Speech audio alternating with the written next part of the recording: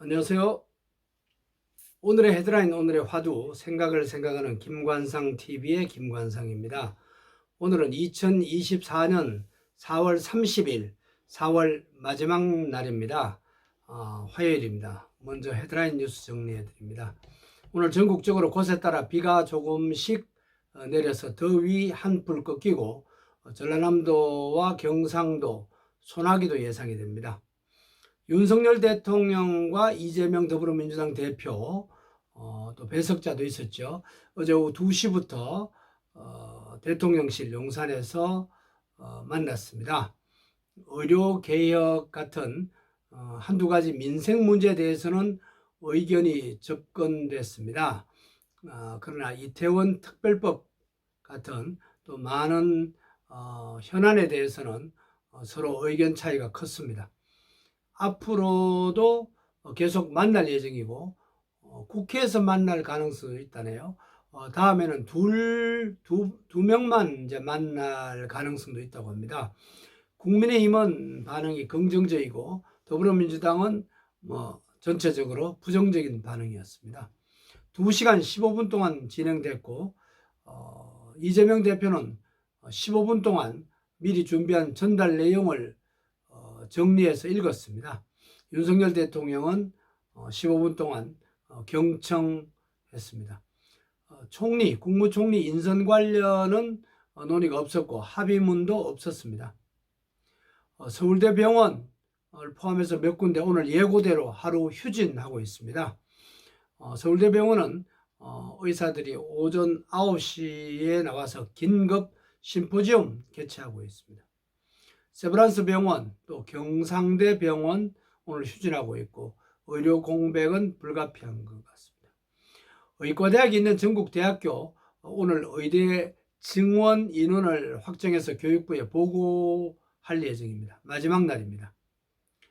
이도훈 홍보수석 취임 2주년인 이제 다음 달 10일, 5월 10일입니다. 50 중요한 날이죠. 4월 10일은 우리가 선거한 날인데 본투표가 그날 윤석열 대통령 기자회견할 예정이라고 밝혔습니다. 내일은 노동절입니다. 내일 서울 중심가 대규모 시위가 예상이 됩니다. 전국 노동자 가운데 25%는 노동절 근로자의 날이지만 쉬지 않는 것으로 집계되고 있습니다.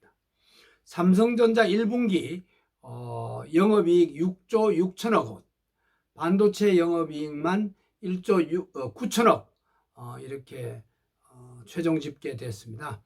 인공지능이 탑재된 스마트폰 출시가 영향을 미친 것으로 분석됩니다. 고령화로 노인 장애인 비율이 처음으로 작년에 절반을 넘어섰습니다. 장애인의 고령화가 심각하다고 보건복지부가 어제 발표했습니다. 아파서 장애인이 되지 않고 노후를 보내는 것 참 쉽지 않은 것 같습니다.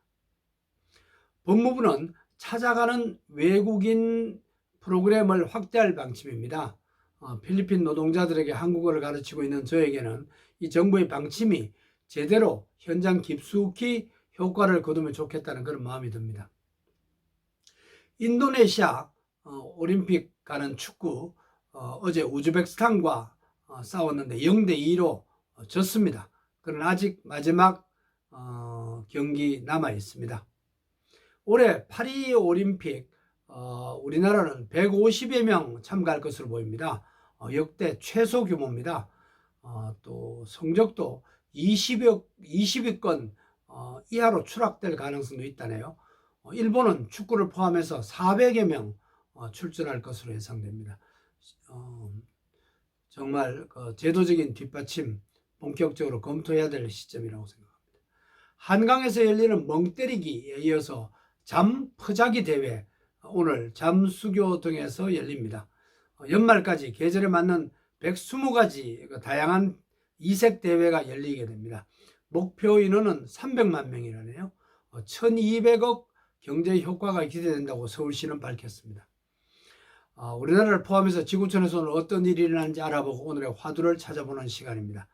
오늘의 화두로 모든 질병의 치유 어떻게 하면 가능할까? 이런 말을 한번 던져봅니다.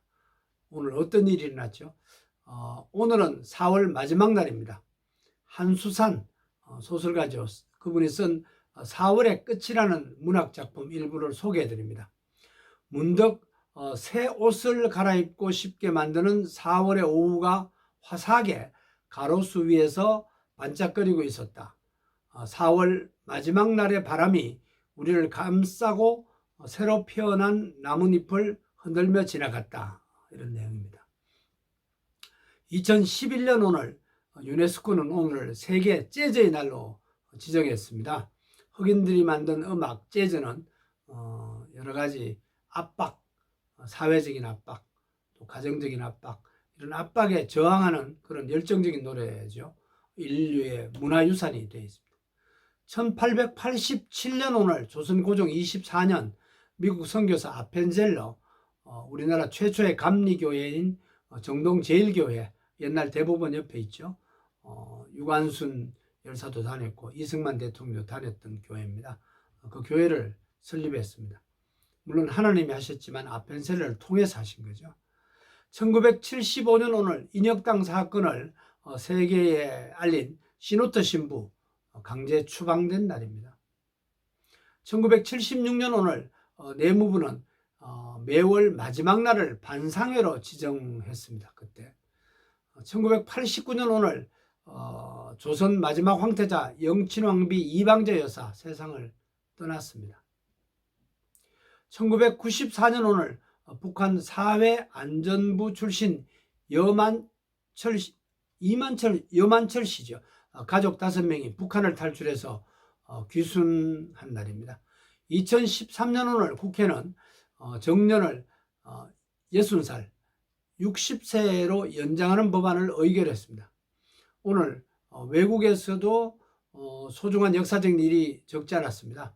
1789년 오늘 미국 초대 대통령 워싱턴 대통령인데 뉴욕에서 취임했습니다. 워싱턴이 아니고.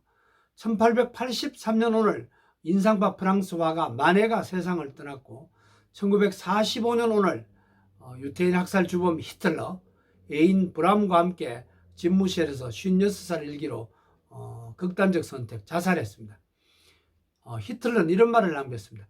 민중은 작은 거짓말보다 큰 거짓말이 쉽게 희생된다. 재밌는 말이죠. 오늘은 4월 30일, 4월 마지막 날입니다. 성경 4장 30절 한 군데 찾아봤습니다. 신약 사도행전 4장 30절입니다. 손을 내밀어 병을 낫게 하시옵고 표적과 기사가 거룩한 종 예수의 이름으로 이루어지게 하옵소서 하더라. 예수 그리스도가 성천하고 부활한 뒤에 성천하고 또 그 뒤에 제자 베드로와 요한 이런 제자들이 한 마음으로 기도한 내용입니다. 오늘의 화두로 온전한 신, 온전한 인간, 예수 그리스도는 우리의 육체 또 마음, 정신의 모든 병을 낫게 하시는 분이다 라는 말로 정리합니다. 물론 병원의 도움도 받아야 되겠죠. 우리의 영혼, 정신, 육체 또 사회적인 질병 모두를 치유하시는 분은 예수 그리스도라는 고백을 저는 자주 하고 있습니다. 오늘도 건강하시고 평안하세요. 고맙습니다.